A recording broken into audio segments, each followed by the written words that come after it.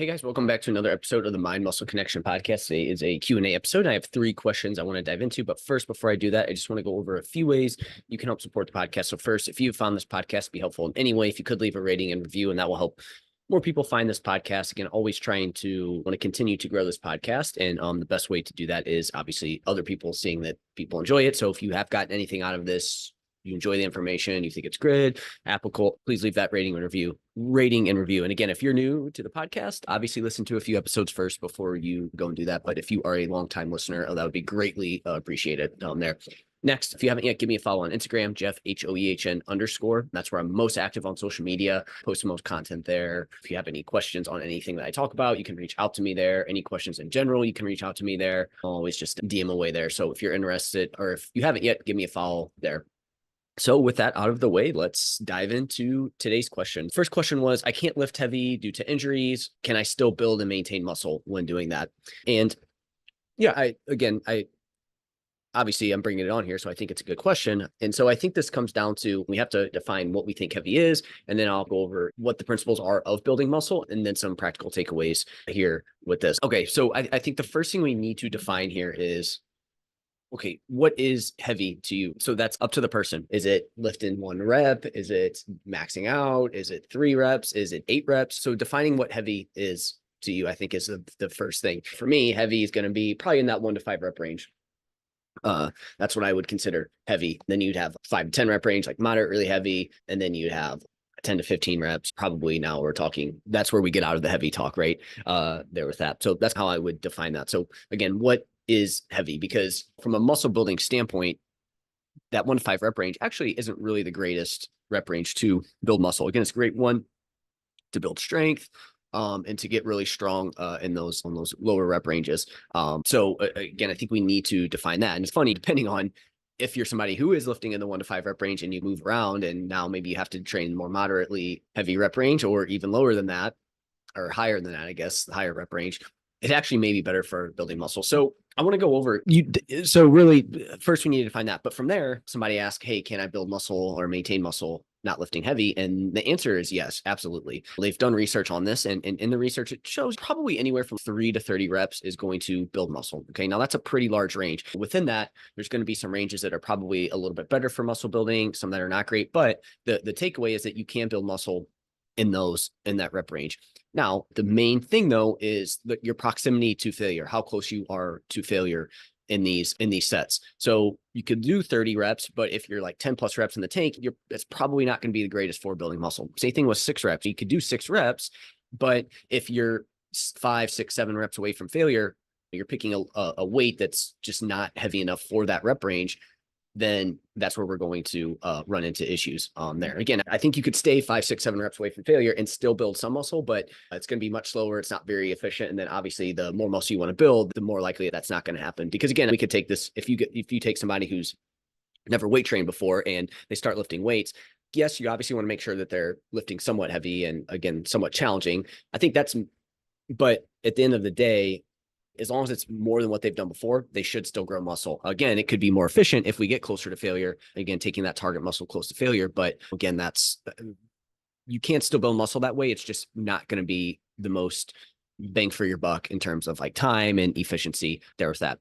And so again, the main takeaway here is like anywhere from 3 to 30 reps, you can build and you can certainly maintain. I think if we're trying to maintain muscle, this also gives us a little bit more flexibility in terms of proximity to failure and how close we get to failure on that.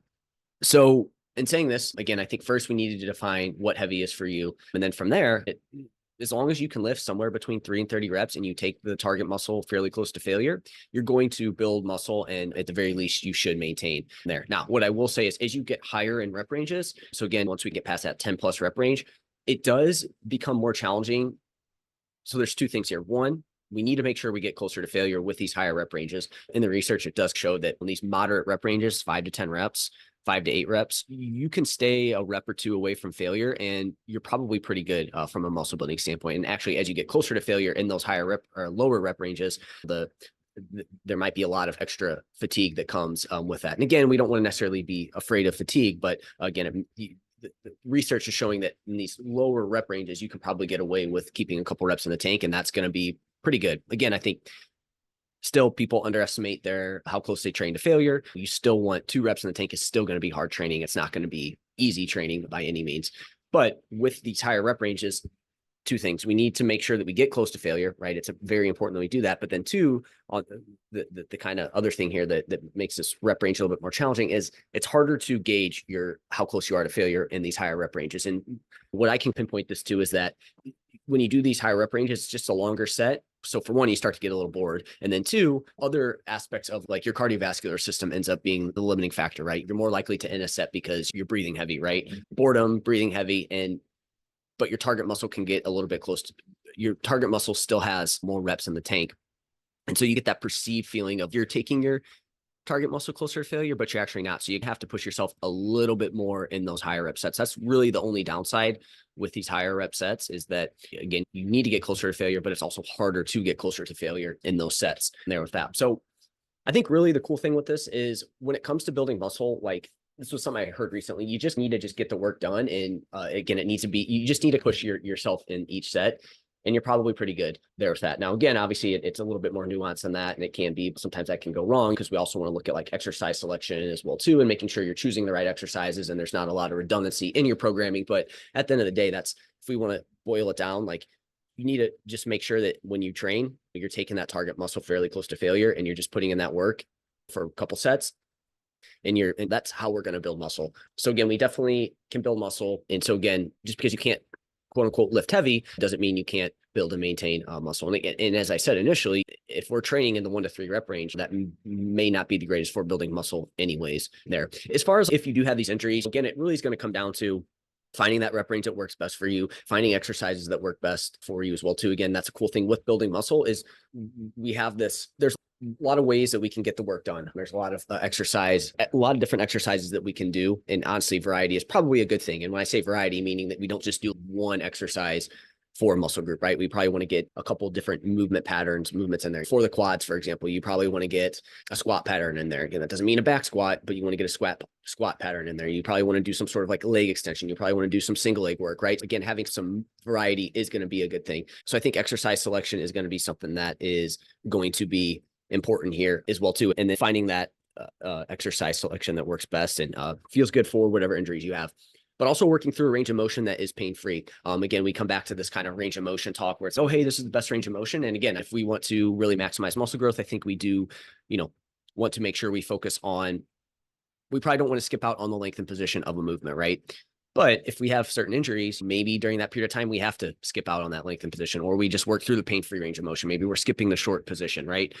So again, that's another way that we can go about it there. And then, as I said, too, just making sure that your program is built in a way that it's limiting redundancy in your training. I think that's probably a big mistake people make in their muscle building training is there's just a lot of redundancy in the type of movements that they're doing, right? They'll do a incline dumbbell press, an incline Smith machine press, an incline cable press. Okay, we could be a little bit smarter with the exercises that we do for the chest there. Hopefully that answers that. And again, like I said, hypertrophy really, we have a lot of flexibility here, but it really comes down to putting in the work and making sure that you're taking that target muscle close to failure at the end of the day. There was that.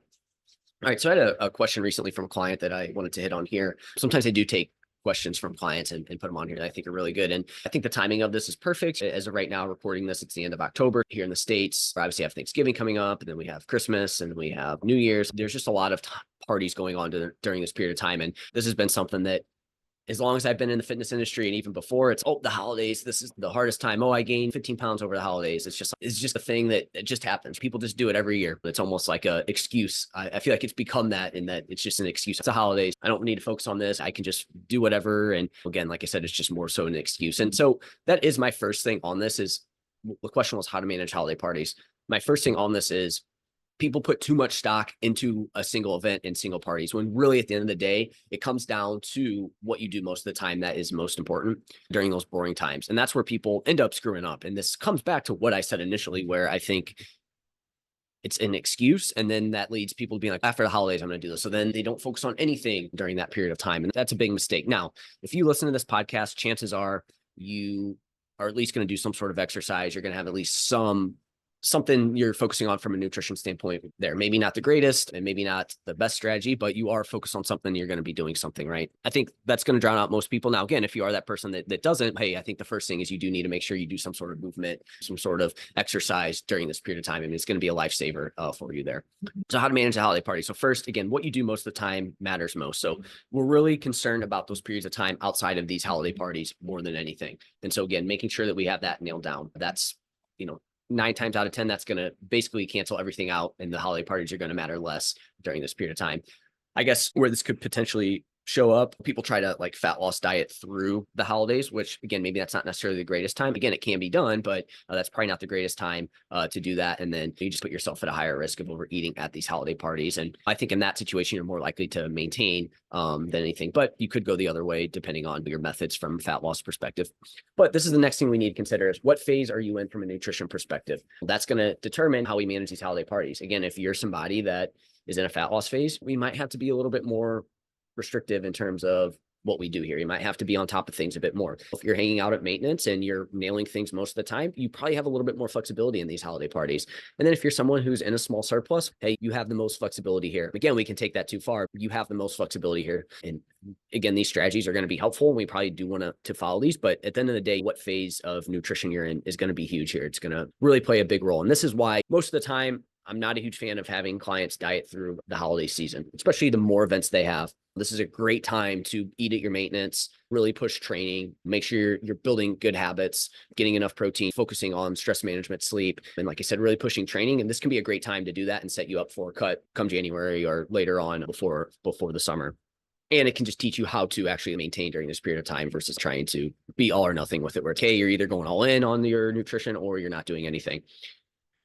So that's a second thing I'm going to consider. The third thing I'm going to consider is going to be, what do you want to get out of it? Is this something where you do really want to enjoy? All right, then let's figure out how we can have the best of both worlds. Or is it like, you know what, these really don't matter to me. I'm fine with it. I'm okay with like kind of tracking and doing things I need to do. Again, having that conversation is super important. Again, if managed, when you focus on what you can most of the time, and I'm saying outside of the holiday parties, I think these are going to have such a small impact on your physique in the long term and your body composition. But let's talk about some strategies here to manage these holiday parties. So again, we're going to figure out all those things first. Next, the strategy. So first, we don't want to just like skip meals early in the day. Now, we do want to be careful with what we do in the day, early in the day. We want to get a good base of protein, veggie, fruit, and then depending on your activity levels, what phase you're in, maybe we get some carbs in, but we want to find filling meals, and maybe you cut a few calories from those meals. Typically your meals are 500 each, maybe it's 400, but again, we're really building up that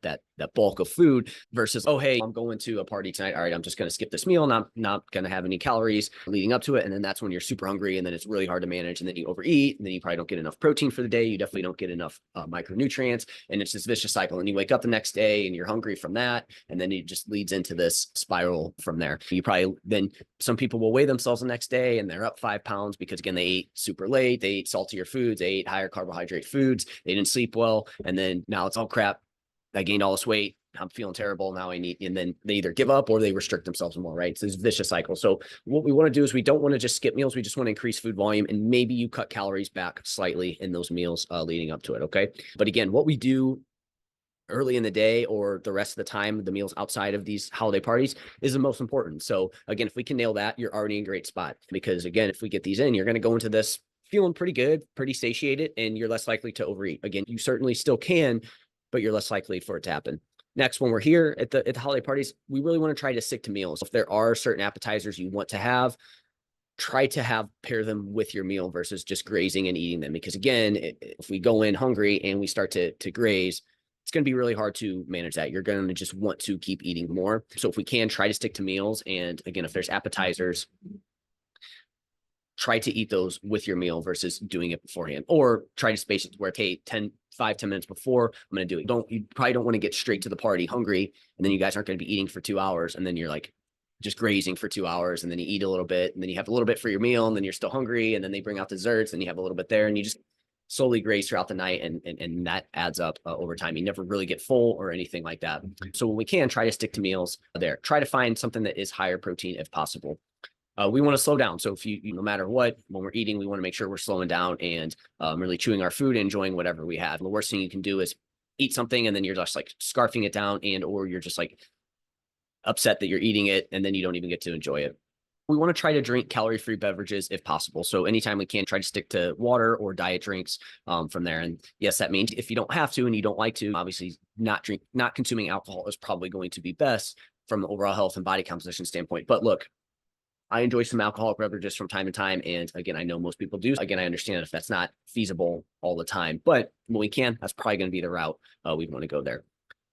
Another thing we want to do is really avoid like large eating and drinking as it gets later in the night. It's 10 o'clock and you're having that decision of like, all right, we're probably going to be going in the next hour or two. Hey, that's probably the time we're going to want to switch to alcohol-free beverages during that time, and probably not the time to start eating before you go. Because again, as we get later into the night, that's where our bodies just, from an insulin sensitivity standpoint, digestion standpoint, they're not as efficient as we get later into the night as it is earlier in the day. So if we can, really try to avoid those late night eating at 1 a.m. or again, the later we get into it, the more we want to avoid it. And again, avoid large meals and a ton of alcohol late, because again, from the eating standpoint, we know, I just told you what could happen there. But from an alcohol standpoint, now that's going to impact sleep, which is going to impact how you feel the next day as well too, right? So again, we want to try to avoid that. Now, again, this doesn't necessarily mean that every single time you go, you need to, 10 o'clock, Jeff said, don't do it, I'm going to not do it. No, again, if you just have one drink, you have just a little bit of food, okay, that's better.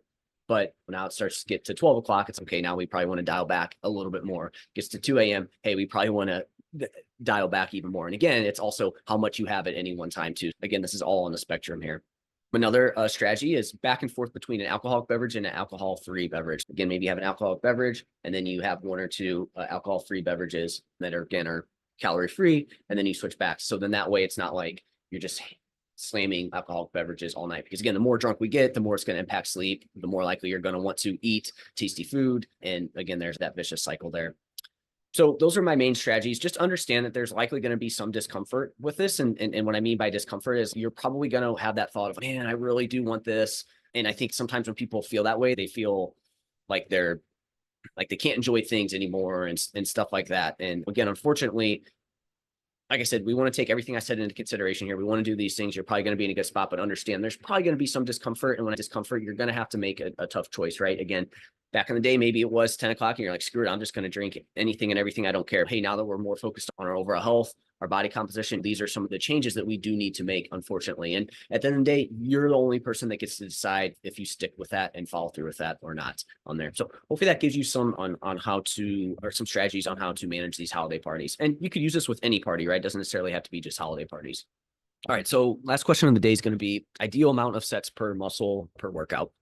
The volume talk, right? So there's just a recent meta regression. I'm going to have the guys from Data Driven Strength on. Again, Josh Pellin was a part of it. I think Zach Robinson and Jake Rimmer. I'm pretty sure I'm going to have Jake and Josh on the podcast to talk about it. I'm sure some people have seen it, but they did a meta regression. Really what they found is once you get to that like 10 set per week, again, understand this isn't, I still need to continue to do more and dive into this research paper, and it is a preprint. But from my understanding, once we get to that 10 set mark, once you do more sets than that per week, it's like you get less return on each set. So that doesn't mean you're not going to see more muscle growth. It's just that like from a time efficiency standpoint, you're just going to start to get less and less out of it. So really it just comes down to, hey, if you have the time to do it and you want to continue to and you can put the time into it and you want to build a lot of muscle, it may be wise to start to push that up if possible.